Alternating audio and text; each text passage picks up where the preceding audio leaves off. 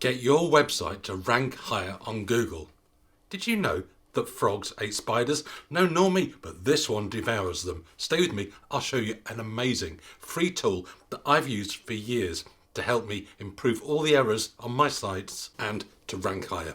The tool that I'm going to share with you today is called Screaming Frog. It's a free tool as long as you don't try and crawl more than 500 pages of your website. Now, most people, especially solo entrepreneurs or solopreneurs, don't have more than 500 pages on their website unless they've got a really extensive blog site. And even then, 500 is a lot. So you can use this tool to correct errors on your website. That means that when Google's search engine spider comes along and crawls your website, it will find less errors or even no errors, and it will have a much higher opinion of your site, and this will help you to rank higher.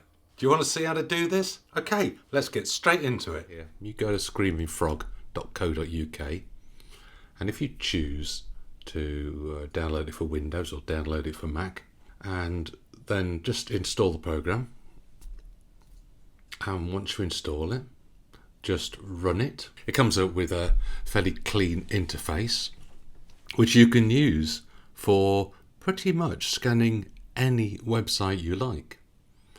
So let me just get this so you can see it better.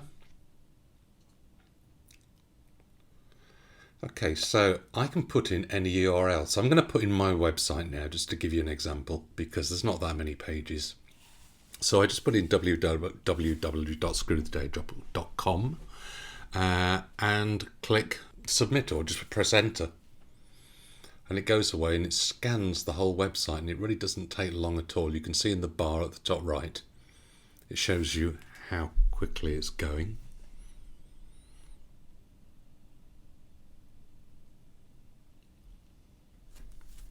And that's it, it's done.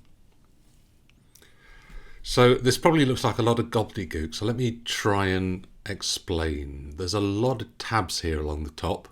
You can drag this right hand bit to narrow it so that you can see all the tabs. And you've got some tabs at the right hand side which show the structure of your site, and you can drill down and see where all the pages are and how they're structured, and see the response times of your pages. You can see there's other things you can connect. You can connect Google Analytics and Search Consoles. I haven't at the moment for this demonstration, but it's quite useful to be able to see your site structure, and you'll see there's other things in there that you can use, but some things are limited to the paid version.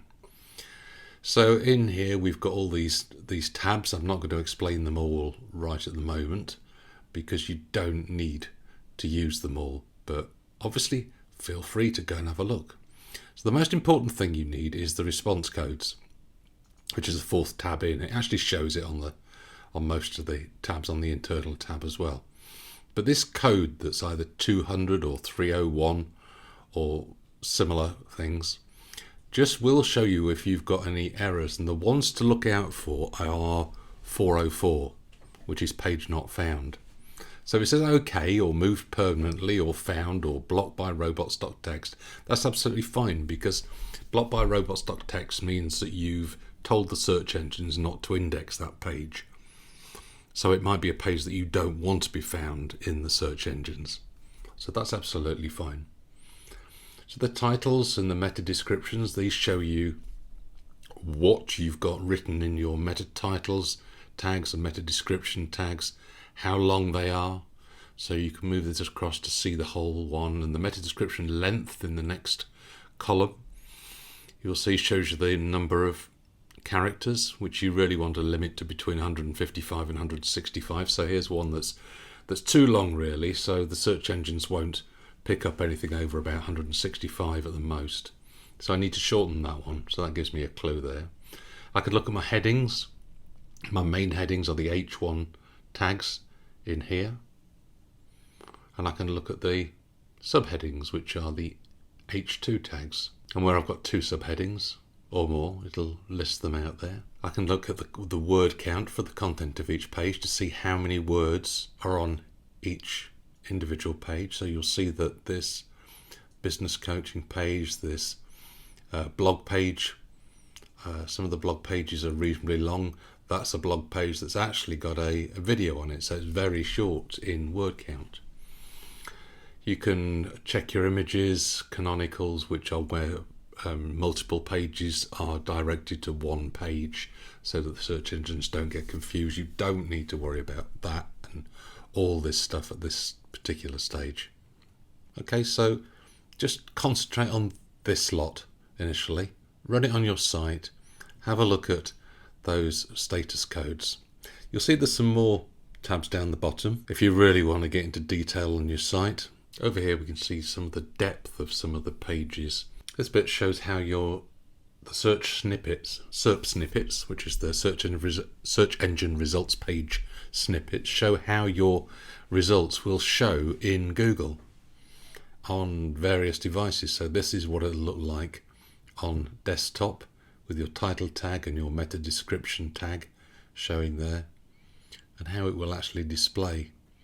And you can also look at how it will display on different devices. This is how many characters you've got remaining, and you'll see here this is how it displays on mobile. It's not much different really. It's useful because you can see whether it overflows and it's too long for the search engine results. This shows all your images on the page. At the top you'll see there's a menu. I'm not sure you can see it in this video, but there is a pull down menu at the top which enables you to view different ways of viewing your content, and then you can hover over each of these dots to see information about each individual page. You'll see it gives you the H1 tag, the H2 tag, the crawl depth, the page title, stuff like this. The main thing is to make sure that they're not missing. Just another way of seeing the structure of your site.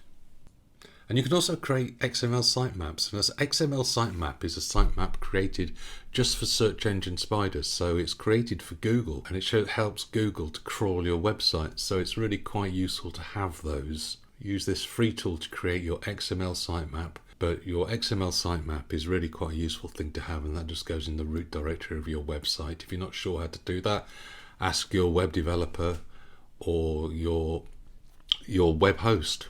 And I hope that's been useful, if a little technical, but it's a free tool, and I've gone into a fair bit of detail, but really just if you can use it to check that you haven't got any 404 status codes, even that is really useful, because that just means the page is missing, you've got a broken link somewhere in your website.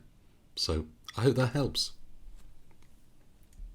So there you go. I love that tool, and I've used it again and again and again over many, many years as an SEO professional. And you can use it too for free. If you want to crawl over 500 pages, yes, you'll have to pay for it, but most people won't need that. So was it useful? Let me know what you think in the comments below. If you'd like to see more videos like this, please let me know.